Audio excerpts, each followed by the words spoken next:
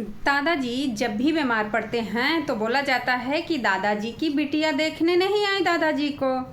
तो चलिए दोस्तों, राधे राधे। मेरे ब्लॉग में आप लोगों का स्वागत है, वेलकम है। तो आप लोग मेरे ब्लॉग का सपोर्ट करते रहिएगा और आप लोग इसी तरह से रंगारंग कार्यक्रम देखते रहिए, क्योंकि आजकल रंगारंग कार्यक्रम तो भैया चालू हो गया है और वो भी पता है आप लोगों को कि ये चालू कौन किया है रंगारंग कार्यक्रम।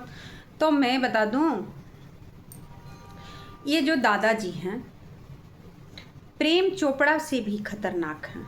दादाजी प्रेम चोपड़ा तो बहुत ही अच्छे थे, लेकिन दादाजी जो है ना प्रेम चोपड़ा से भी कहीं ज़्यादा खतरनाक दिखते हैं। और ये सारी लीला जितनी रची गई है ये सब दादाजी का किया कराया हुआ है। इसीलिए दादाजी को देखने इनकी बिटिया नहीं आती हैं। ऐसे बाप से तो भैया ना बाप रहे तो ही अच्छा है।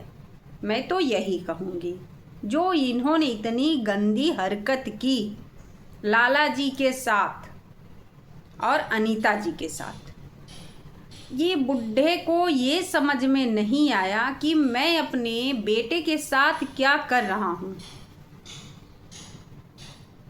अपने बेटे के साथ मैं क्या कर रहा हूँ। और आज जो चीरहरनी मैया जी हैं, चीरहरनी मैया जी शुरू से अपनी नाटक नौटंकी जो दिखाती हैं उस चीज़ को आप लोग देखा करिए वीडियो में जा कर के। पीछे की वीडियो नहीं उठाई जाती है और आगे बोला जाता है कि दीपक जी के बारे में आप लोग ना बोलें तो वही आप लोगों के लिए बेहतर होगा। तो क्यों ना बोला जाए दीपक जी के बारे में, और बसंती जी के बारे में अब बोला जाएगा कि ना बोला जाए? तो बोला तो जाएगा भैया, बसंती जी के भी बारे में बोला जाएगा, दीपक जी के भी बारे में बोला जाएगा। अगर सुनना है तो सुनो, नहीं तो अपनी कान और आँख को बंद करके भैया अपनी मोबाइल बंद करके रख दो।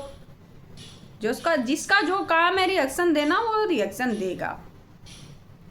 अब मैं बताती हूँ दोस्तों दादाजी की कहानी। दादाजी कितने बड़े विलेन हैं। दादाजी इसीलिए सड़ रहे हैं। दादाजी जो है ना इसीलिए सड़ रहे हैं। मैं तो वैसे फॉर्मेलिटी के लिए वीडियो बना के डालती थी बसंती जी की, लेकिन मुझे मन नहीं था कि मैं बसंती जी की वीडियो बनाऊं, क्योंकि मुझे पता है बसंती जी के बारे में, ऑल टू ऑल पता है। इनके सारे चैनल्स मैंने देखे हैं, बहुत पहले से देखती हूँ इनको। फेसबुक पे भी देखती हूँ, इंस्टा पे भी देखती हूँ और यूट्यूब पे भी देखती हूँ। तो चलिए दोस्तों, आज दादाजी की जो सारी पोले हैं मैं खोलती हूँ। अब दादाजी की जब बिटिया आई थी, लड़ाई हुई थी, तो दादाजी से वो लोग कह रहे थी कि आप जब लाला जी को बसंती जी के भाई ले गए और मारे, तब दादाजी आप क्यों नहीं बोले? ये चीज़ दादाजी की बिटिया ने बोली और दादाजी बोले मैं यहीं पे सोया था, मुझे नहीं पता। वाह दादाजी वाह, इसीलिए आप सड़ रहे हो दादाजी। अभी तो ढोला पड़ना बाकी है दादाजी आपको, और ढोले तो बिल्कुल ही पड़ेंगे आपको, क्योंकि आपने जो ऐसा गलत काम किया है। और ऐसे बाप को तो भैया देखने को क्या थूकने को मन नहीं करेगा लाला जी को, जो इतना गलत आरोप। एक शब्द लाला जी के बारे में ये बुढ़ा नहीं बोला जी, इसको शर्म नहीं आई। एक बेटा तो खत्म हो गया, दूसरे को तो ये मार खिलवाने के लिए बसंती के भैया। वाह अरे बसंती के भैया, बसंती के भैया जो हैं, ये जो चीरहरनी अम्मा हैं, और ये जो इनके भाई हैं, ये सब जो हैं महान निर्दयी हैं यार दोस्तों। ये निर्दयी हैं, कब मौका मिले कब क्या कर दें। अब इतनी टाइम सती सावित्री बनी हुई हैं, तो सती सावित्री बनने से बसंती जी काम नहीं चले गए आपका? आपने जो इतना लंबा तंबा इतिहास बना कर के रखा हुआ है, सबको पता है आपके बारे में, ठीक है दोस्तों।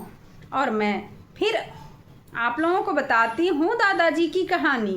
दादाजी ना बोले कि मैं छत की सीढ़ी के दरवाजे लगवाया और मेन दरवाजे लगा। अरे दादाजी, आपको तो बोला जाता दादाजी कमाईबे नहीं करते हैं, दादाजी तो घर पे बैठे रहते हैं, तो दादाजी इस सीढ़ी का दरवाज़ा और मेन दरवाज़ा लाए कहाँ से?